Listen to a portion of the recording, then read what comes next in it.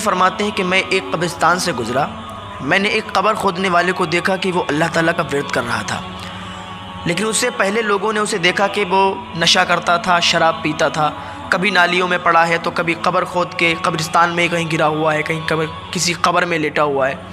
لیکن اس دن جب میں گزرا تو میں نے اسے دیکھا کہ وہ اللہ تعالیٰ کا ورد کر رہا تھا، اللہ اللہ کر رہا تھا۔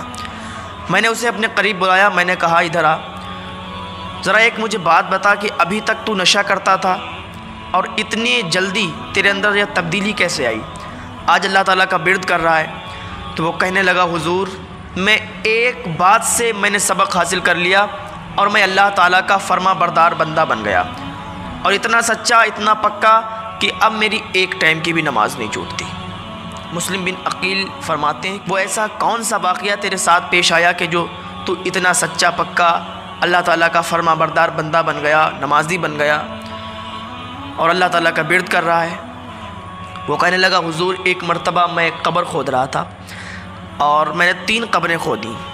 3 قبروں کو کھودنے کے بعد میں آرام کرنے لگا، اتنی دیر میں میں نے دیکھا کہ فرشتوں کی ٹولی اتری، فرشتے زمین پر آئے اور قبروں کے پاس کھڑے ہو گئے۔ ان میں جو ایک ہیڈ فرشتہ تھا، جو بڑا فرشتہ تھا عہدے میں، تو اس کے ہاتھ میں رجسٹر تھا اور وہ اور فرشتوں کو بتا رہا تھا کہ یہ جو قبر ہے پہلی والی، یہ ایک اللہ تعالیٰ کے نیک بندے کی قبر ہے، اور اس قبر کو نیچے سے 12 کوس لمبی کر دینا، ایسی کر دینا کہ اس میں جو مردہ دفن ہو اس کو کوئی تکلیف نہ ہو، یہ اللہ تعالیٰ کا نیک بندہ اس میں آئے گا۔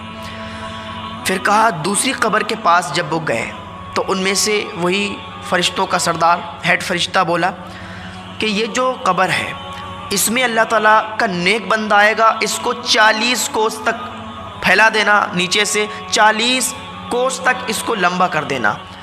اتنا کہنے کے بعد وہ آگے بڑھ گئے، دوسری قبر میں جب گئے، دوسری قبر کے پاس جب گئے تو وہ فرشتہ بولا کہ یہ جو قبر ہے یہ اللہ تعالیٰ کے نافرمان بندے کی قبر ہے اور یہ گناہگار بندے کی قبر ہے، اور اس میں عذاب ہونا ہے، اور اس قبر کو اتنا ملا دو، اتنا ملا دو کہ اس مردے کی ایک پسلی ادھر آ جائے اور ادھر کی پسلی ادھر آ جائے، اس پہ عذاب ہونا ہے اللہ تعالیٰ کا۔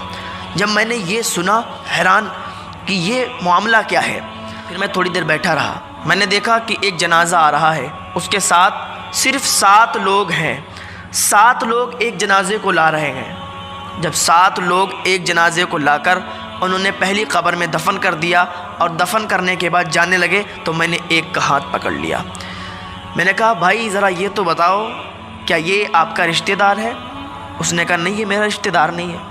کہا پھر کوئی جان پہچان کا ہے؟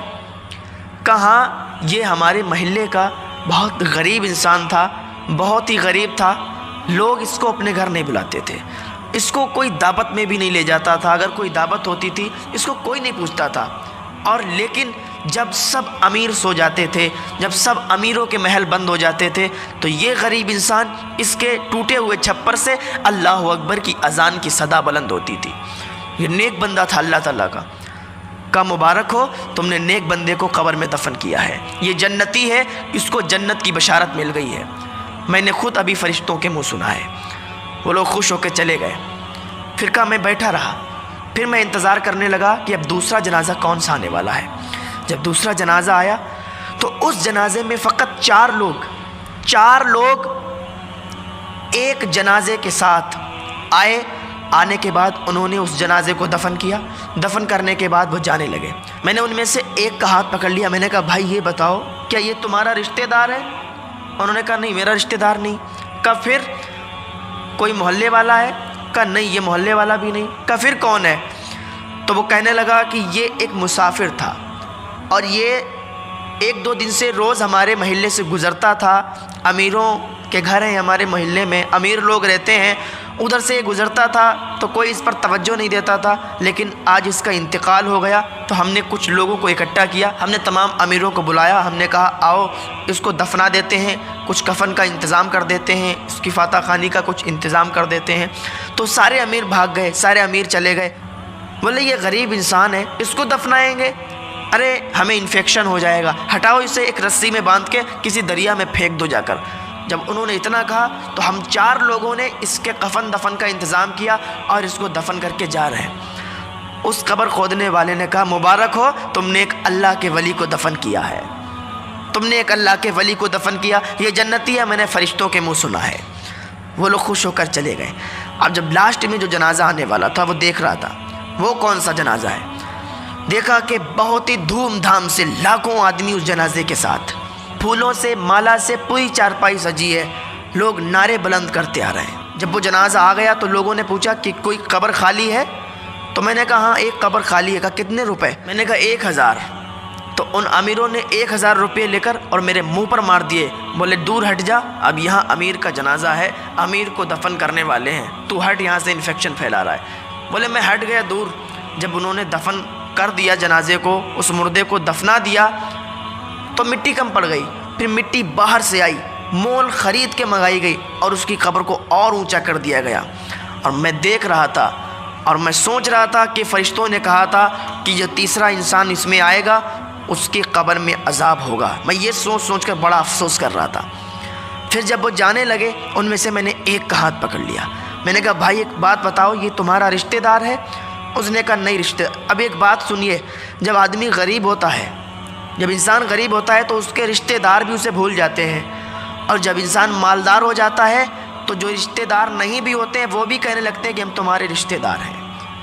جب انسان غریب ہوتا ہے تو اسے پیسے دینے والا کوئی نہیں ہوتا ہے، اس کو اگر وہ کسی سے ادھار بھی مانگ لے تو اس کو کوئی نہیں دیتا، لیکن انسان اگر مالدار ہے تو مالدار ہی مالدار کو دیتا ہے، آج کل غریب کا کوئی نہیں ہے۔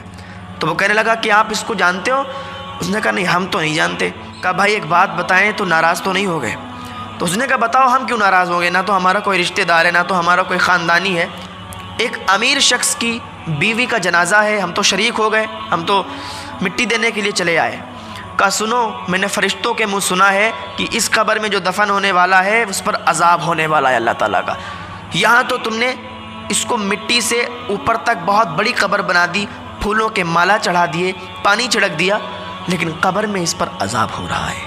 اس قبر کھودنے والے نے کہا یہ بتاؤ اس کے معاملات کیا تھے، کون سی ایسی وجہ تھی کہ جس کی وجہ سے آج یہ قبر میں عذاب کی مستحق ہے، آج اس کی قبر میں عذاب ہو رہا ہے؟ تو وہ کہنے لگا بھائی بات یہ ہے کہ یہ سب سے امیر، شہر کے سب سے امیر کی بیوی تھی، محلے کی غریب بچیاں اس کے دروازے پر اگر آتی تھیں اور کہتی تھیں کہ چلو آج ہم نے حضور کی محفل سجائی ہے، آج ہم نے ظہر کے بعد یا عصر کے بعد ہم نے حضور کی محفل سجائی ہے، چلیے ہمارے گھر، آپ امیر گھر کی بہو ہیں، آپ ہمارے گھر آئیں گی، ہماری عزت میں اور 4 چاند لگ جائیں گے، تو یہ کہا کرتی تھی، تھپڑ مار کے کہا کرتی تھی کہ نکل جاؤ، ہم تمہارے گھر پہ آئیں گے، ہم اتنے امیر ہیں، تمہارے گھر پہ جا کر ہم انفیکشن ہمیں ہو جائے گا، ہمیں یہ ہو جائے گا وہ ہو جائے گا۔ تو وہ غریب بچیاں مایوس ہو کر واپس لوٹ جایا کرتی تھی۔ جب یہ بازار جاتی تھی تو اچھے لباس میں بال کھول کر بازار میں جاتی تھی، جب کوئی نیا لباس آتا تھا، نیا کپڑا آتا تھا، سب سے پہلے خرید کر بازار میں لوگوں کو دکھایا کرتی تھی، کوئی نئی چپل آتی تھی سب سے پہلے خرید کے غریبوں کے سامنے دکھاتی تھی کہ ہم نے یہ پہنا، ہم نے یہ کیا، ہم اتنے امیر ہیں، اپنی امیری کو لوگوں کے سامنے ظاہر کرتی تھی، لیکن اس کو یہ نہیں معلوم کہ غریبوں پر اس کا کیا اثر پڑتا تھا، اور اس کی یہی حرکت تھی۔ اور ایک بات سن لیں، ایک عورت 4 مردوں کو جہنم میں لے کر جائے گی، ایک بات کان کھول کر سن لیں، ایک عورت 4 مردوں کو جہنم میں لے کر جائے گی۔ اب آپ کا سوال ہوگا کہ وہ کیسے؟ تو سنو، ایک عورت سب سے پہلے جب عورت گناہگار ہوگی تو وہ 4 مردوں کو گنائے گی اور 4 مردوں کو وہاں سزا دلوائے گی، تو وہ کہے گی سب سے پہلے اپنے باپ کو بلائے گی، سب سے پہلے اس کے باپ کو بلایا جائے گا، پوچھا جائے گا کہ تم نے اس کو کیوں نہیں منع کیا؟ جب یہ بالوں کو کھول کر آوارہ کی طرح پھرتی تھی، گھومتی تھی، گلی محلوں میں سب کے گھروں پہ جایا کرتی تھی، راستوں میں موبائل پر بات کرتے ہوئے ادھر سے ادھر جب گناہ کا کام کرتی تھی تو تم نے کیوں نہیں روکا؟ چھوٹے چھوٹے کپڑے پہنتی تھی تو تم نے کیوں نہیں روکا؟ تو اس وجہ سے اس کا باپ پکڑا جائے گا، پھر اس کے بھائی کو بلایا جائے گا اور کہا جائے گا کہ تم نے اس کو کیوں نہیں روکا؟ تمہاری بہن بال کھول کر، سر پر دوپٹہ نہیں، بدن پر پورے کپڑے نہیں، اور آوارہ کی طرح روڈوں پر گلی محلوں میں گھومتی تھی، تم نے کیوں نہیں منع کیا؟ اس وجہ سے بھائی بھی پکڑا جائے گا، پھر اس کے شوہر کو بلایا جائے گا کہ تمہاری تو بیوی تھی، تمہاری تو شریک حیات تھی، تم نے اسے کیوں نہیں منع کیا؟ جب یہ آواراؤں کی طرح گھومتی تھی، بال کھلے، سر پہ دوپٹہ نہیں، لوگوں سے مل رہی، بازار میں ٹہل رہی، فون پر کسی سے باتیں کر رہی، لیکن تم نے منع نہیں کیا، اس کی وجہ سے اس کا شوہر بھی پکڑا جائے گا، پھر بلایا جائے گا اس کے بیٹے کو، سب سے پہلے باپ کو، پھر باپ کے لڑکے کو یعنی اس کے بھائی کو، پھر اس کے شوہر کو، پھر اس کے بیٹے کو۔ بیٹے سے کہا جائے گا کہ تم نے کیوں نہیں منع کیا؟ تمہاری تو ماں تھی، تمہارا تو حق تھا منع کرنے کا، کہ ماں کہاں جا رہی ہو، بال کھول کر بازار جا رہی ہو۔ آج کل اتنی بے حیائی ہو گئی ہے کہ امیر گھروں کی بچیاں، امیر گھروں کی عورتیں آواراؤں کی طرح گھومتی ہیں، بدن پر پورے کپڑے نہیں، سر پر دوپٹہ نہیں، اور آوارہ کی طرح باہر گھوم رہی ہیں۔ حساب لیا جائے گا، حساب۔ کل میدان محشر میں پتہ چلے گا کہ ہم لوگ بتاتے بتاتے تھک گئے، یہ ہماری ذمہ داری ہے کہ آپ کو بتایا جائے، لیکن ہم لوگ بتاتے، آپ لوگ عمل نہیں کرتے، ہم بتائیں آپ عمل نہ کریں تو ہماری پکڑ نہیں ہے، اگر ہم نہ بتائیں تب ہماری پکڑ ہے۔ تم تو کہہ دو گے کہ ہمیں بتانے والا کوئی نہیں آیا، وہاں پوچھا جائے گا کہ تمہیں بتانے والا کوئی نہیں تھا، تو اس وقت ہم بھی وہاں گواہی دے سکتے ہیں، ہاں ہم نے بتایا تھا۔ وہ انسان کہنے لگا کہ آج اس پر جو عذاب کا سبب بنا ہے، آج جو اس پر عذاب ہو رہا ہے وہ اس کی کرتوتیں ہیں۔ یہ امیر بن کے غریبوں کو بہت گرا ہوا انسان سمجھتی تھی، اور اسی کی وجہ سے، اس کے تکبر کی وجہ سے آج اسے اس کی قبر میں عذاب ہو رہا ہے۔ اللہ تعالی ہم کو تکبر جیسی بیماری سے محفوظ فرمائے، غرور گھمنڈ جیسی بیماری سے محفوظ فرمائے۔ اللہ تعالی ہم سب کو نیک عمل کرنے کی توفیق عطا فرمائے۔